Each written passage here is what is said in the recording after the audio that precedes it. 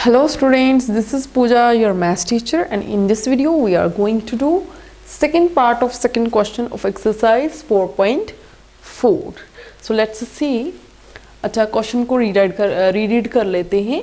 Find the value of k for each of the following quadratic equations so that they have two equal roots.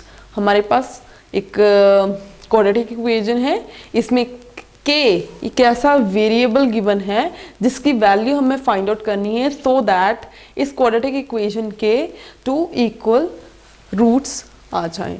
सो सबसे पहले तो इसे हम solve करेंगे so that it appears like quadratic equation, right. यहाँ पर kx है, ये x के साथ मल्टीप्लाई होगा तो हमारे पास आएगा kx स्क्वायर माइनस ये kx 2 के साथ मल्टीप्लाई होगा तो 2kx आ जाएगा plus 6 as it is equals to 0. तो अब ये क्वाड्रेटिक इक्वेशन लग रही है ना, बिकॉज x की हाईएस्ट पावर 2 है. तो अब यहाँ पर देखो हमें k की वो वैल्यू फाइंड आउट करनी है सो दैट इसके दो इक्वल रूट्स आ जाएं.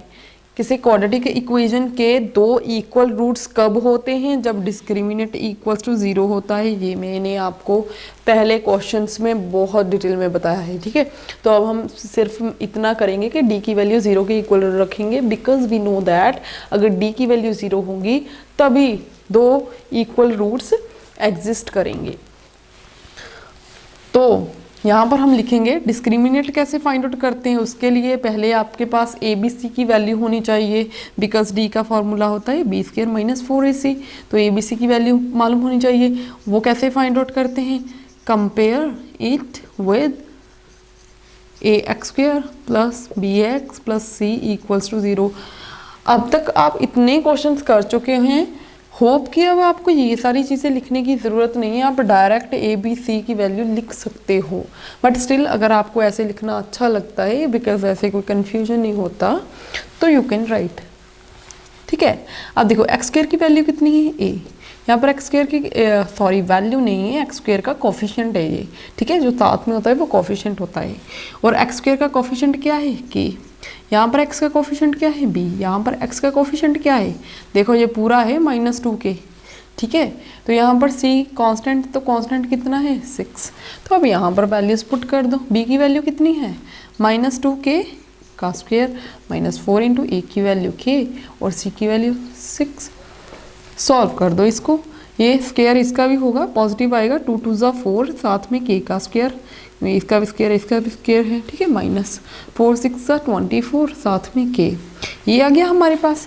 And now we know that for d equals to 0 given quadratic equation have two equal roots, ठीक है. सिंपल है. बार बार दोनों क्वेश्चन में, फर्स्ट क्वेश्चन में भी हमने लिखा था, सेकंड में भी ऐसे लिखना है, ठीक है. अब देखो वी नो दैट कि d की वैल्यू 0 होगी तभी जो क्वाड्रेटिक इक्वेशन है उसके रूट्स इक्वल होंगे, ठीक है. टू इक्वल रूट्स होंगे. तो यहाँ पर अगर d की वैल्यू 0 है it means 4k square minus 24k equals to 0 है. यहाँ से हमें k की वैल्यू फाइंड आउट करनी है. कैसे करोगे? देखो इन दोनों में से क्या कॉमन आ रहा है? एक तो 4 कॉमन आ रहा है, एक k कॉमन आ रहा है, ठीक हो. यहाँ से 4 भी कॉमन, k भी कॉमन. k स्क्वायर है तो एक k अंदर बचा माइनस यहाँ से अगर 4 बाहर आ गया, देखो 24 कैसे होता है? 6 4 ज़ा 24.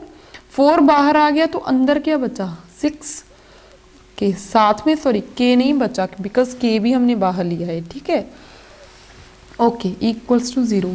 अब इसका मतलब क्या होता है कि 4k इक्वल्स टू 0 है और k माइनस 6 भी इक्वल्स टू 0 है. यहाँ से k की दो वैल्यूज आएंगी.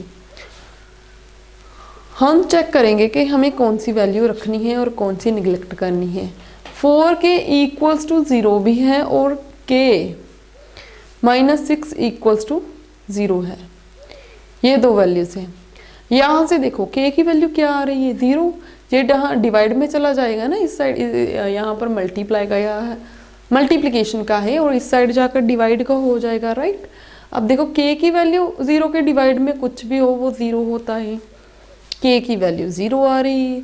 यहाँ से k की वैल्यू क्या आ रही है, यहाँ -6 से दूसरी साइड जाकर +6 हो जाएगा। 6 ऐड अप हो रहा है, इसका कोई फर्क नहीं पड़ता ना, 6 उधर जाकर पॉजिटिव का हो रहा है। ये दो वैल्यूज है।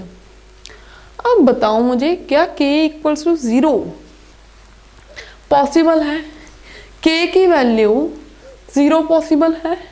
देखो अगर मैं यहाँ पर k की वैल्यू 0 भर दूँ तो मेरे पास आएगा 0, 0 के साथ क्या है मल्टीप्लाई हो रहा है x, उसके साथ क्या मल्टीप्लाई हो रहा है x माइनस 2, फिर +6 से इक्वल से 0।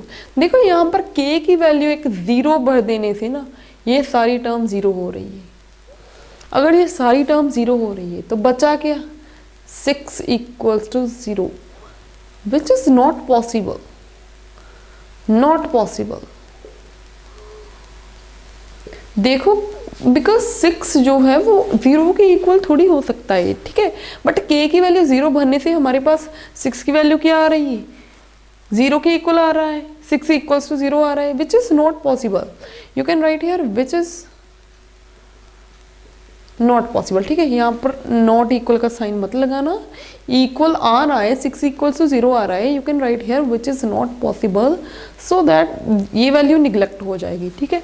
हमारे पास क्या आएगी, 6 की वैल्यू, सॉरी k की value 6, and we can write here given